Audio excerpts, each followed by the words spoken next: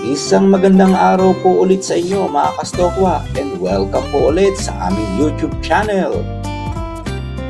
Panibagong travel vlog episodes na naman po ang hatid namin sa inyo. For the first time, hindi lang isa kundi dalawang out of town provinces ang ating destination.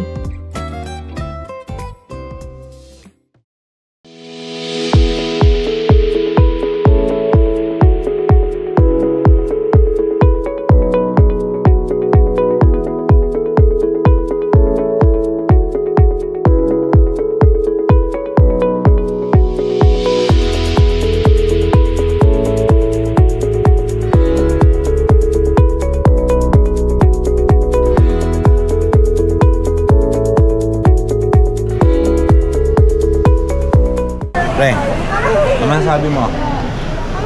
It's good to be back. Langya ka? Good to be back daw po.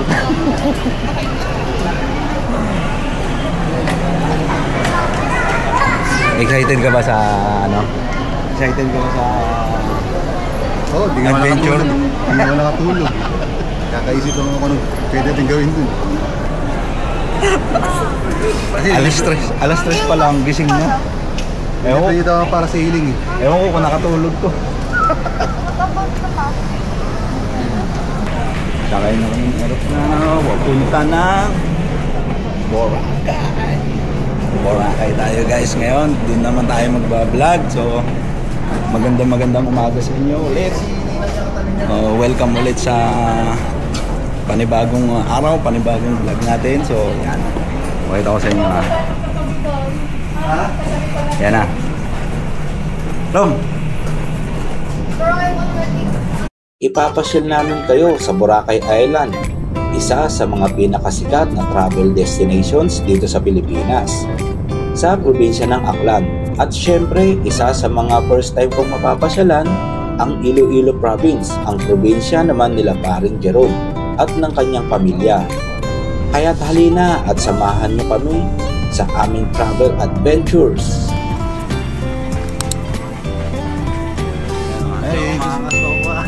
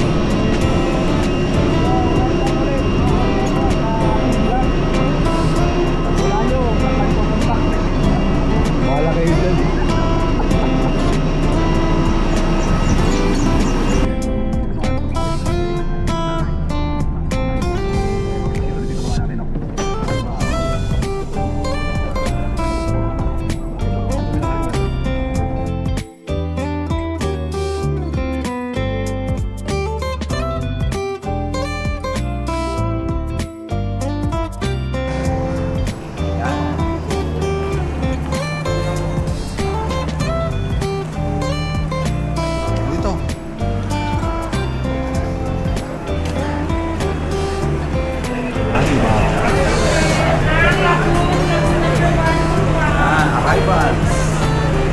Dito na tayo guys. Ayun na yung bida. Sa Katiklan. May mga ganyan, may mga mag-aantay dat na. Kaya nga, may ano na si Joan eh. May contact na kaya yung binayaran niya kagabi. Airport taxi. Ito natin! Hello sir! Boracay Airport po. Picture po natin sticker niya para mag-gate sa inyo po tayo sa Boracay. Yun. Pasok na po? Ma'am, pwede.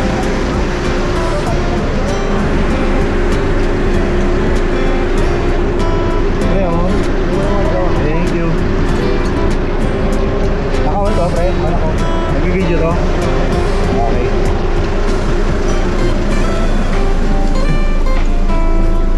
Saan ba?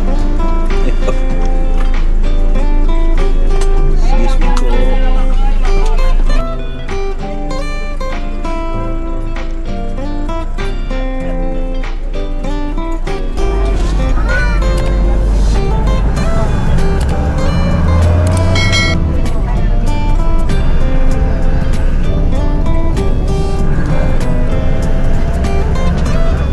pagbaba namin ng eroplano, kami naman ay sumakay ng bus na maghahatid sa amin sa arrival area ng Katiklan Airport.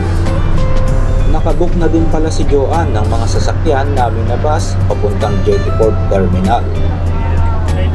At syempre, magche-check-in lang sa counter para ma-assist papuntang pier kung saan kami sasakay ng speedboat papuntang Station 3 sa Cagban Port.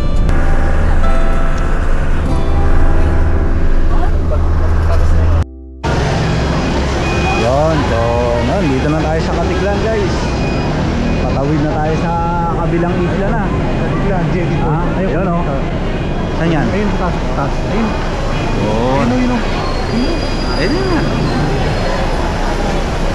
Love the Philippines. Oh?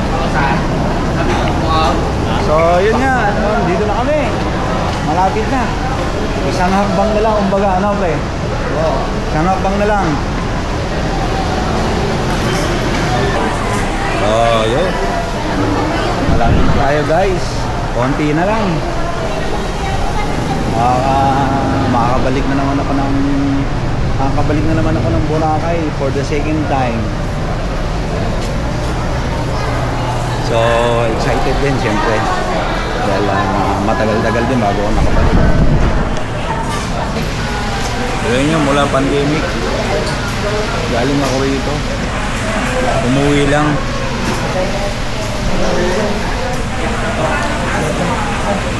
Siguro kung hindi nag-pandemic, baka nandito pa ako sa Boracay.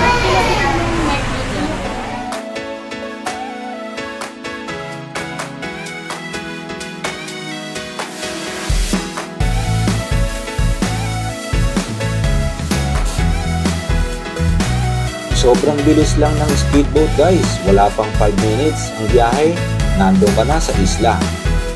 Matapos nga ang ilang minutong biyahe sa speedboat, nakarating na rin tayo sa Boracay Island, guys. Sasakayo naman tayo ng minibus papunta naman ng Diamond Water Edge Resort. Siya nga pala, guys, bago ko makalimutan, nagpabook sila gamit ang Klook app bago ang biyahe namin kinabukasan at nakita nila ang Southwest Tours na nag-o-offer ng aming sasakyan mula sa Katiklan Airport hanggang sa hotel na aming pagtutuluyan. Sa presyong 765 per person at may discount din para sa mga senior citizen, PWD at sa mga bata na edad na 12 years old pababa. Meron din silang in-offer na exclusive lang para sa mga grupo nyo at pwede namang joiners na may makakasama kayong ibang turista para sa mas murang halaga. Tulad ng napili nila paring Jerome na nakatipid sila sa pamasahe. Salamat Klook at Southwest Tours. So mga kastokwa, abangan nyo ang aming mga adventure vlogs dito sa Boracay Island. Ililibot at ipapasyal namin kayo sa mga lugar na pwedeng puntahan at sa mga activities na pwedeng gawin at iba pa.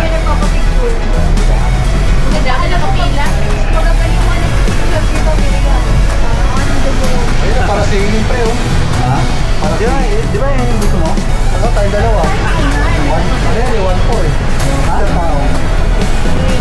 Ano yung crystal na lang? Crystal na lang? Crystal kaya. Hindi ko pag-picture ka na, mura lang yun. Yan o. Yung dagat na. Oo eh. Ay, ito na pala? Pre. Station 1 nga. So yun guys, nandito ngayon tayo sa Diamond Resort. Papasok tayo. Nasaan tayo? Diamond Water Yan. Resort. Diamond Water Edge Resort, Boracay Island. So yun.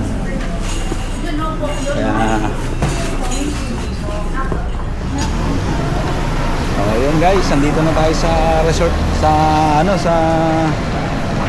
pag-check-in na natin ngayon na mag-i-stay tayo ng 3 days.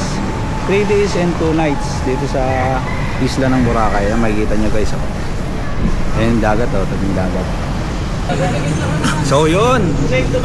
Gandang umaga ulit. Gandang mga galit mga kastokwa, mga followers namin sa Facebook page at sa Stokwa. Subscribers namin sa aming YouTube channel, Jeros TV. Welcome po ulit sa aming munting vlog. So nandito naman tayo ngayon for the second time at nakabalik. Ako, first time. Yon. Si Parang Jerome kasi first time niya nakapunta rito sa Boracay.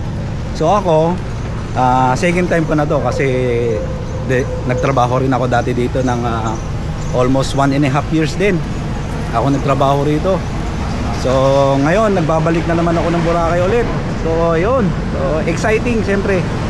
Exciting dahil dati nung naiikot ko to, siyempre may trabaho, nagtatrabaho ako dito. Hindi naman agad-agad maiikot ko ng isang buong araw lang. Siyempre putol-putol yun. So ngayon turista tayo ngayon dito, guys. Turista na tayo, hindi na tayo trabahador dito. Yun sa mga subscriber namin, pakita namin yung daan. So ito yung mga masasakyan nyo guys pagka mga electric. Ano ba tawag diyan, pre? Electric tricycle, parang yung e-trike yan, mga e-trike ang tawag diyan. Yan yung mga pwede nyong sakyan dito. So meron din mga habal-habal dito guys. Meron din para sa inyo rito na nakamotor lang. Pwede kayong sumakay doon. So yun.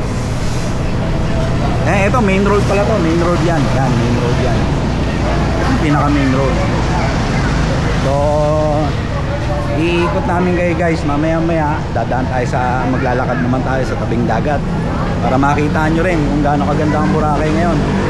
Kanina nung dumating kami rito medyo maulan. So ngayon pagbaba ng eroplano sa airport doon sa Katiklan, medyo umuulan eh. So dito ngayon medyo maaraw. Kaya maganda panahon, nakisama talaga panahon ngayon.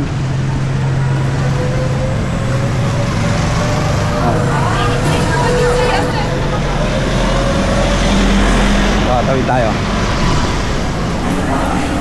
Ayan o.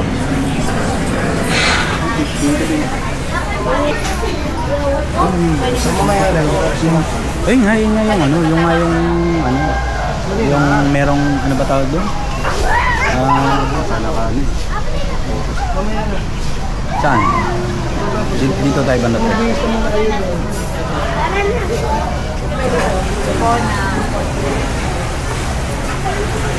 So sa Boracay makikita nyo yung parang isla na maliit na yun. Nakapokus na pala yan. Yung mga kulay blue yan parang araw. Meron kasing maliit na grotto doon. So mamaya ibablog namin yon sa papakita nyo rin guys. Sa ngayon tingnan nyo muna yun dito. Ang daming tao. May floating dock na rin pala rito. Dati kasi wala yan eh. Ang floating dock dati, iisa lang dati, nasa station 3. Ngayon meron. Oo. Meron dati sa station 3, ngayon meron na rin pala rito. Yan, daming tao guys. Linggo yan pero matao pa rin. So titignan natin after mga ilang days pa tayo rito. Martes ng tanghali. Hanggang Martes ng tanghali. So yan, makikita natin kung anong tsura dito. Kung matao pa rin ba o hindi na gaano. Kasi linggo ngayon talaga maraming tao. Yan. Dati pre, nung pandemic, isang lugar lang yan dati. Yung pwede mong pagliguan, di ka pwedeng lumayo. Oo. Tapos merong lifeguard na nagbabantay dito. Pag lumayo ka na, sisitayin ka na. So kita-kits guys sa susunod na mga videos. Jeros TV and Tropang Stokwa, and we are out!